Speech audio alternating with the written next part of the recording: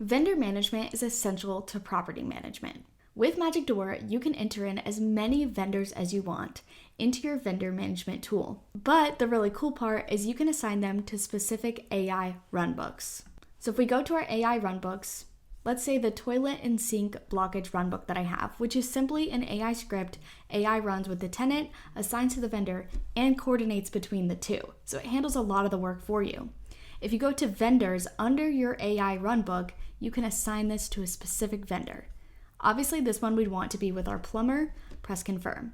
Now, every time that there is a plumbing issue and it gets escalated to a vendor, it is automatically going to message this plumber and coordinate between them and the tenant. Now, in your vendor management, you can go into any of your vendors and you can see the total bills, gross transaction, communications, and just access everything related to this specific vendor in one section, as well as viewing their insurance that they have, their payment information, their memos, or even just deactivate them as a vendor altogether. Having everything all in one place integrated with your AI system is essential to property management.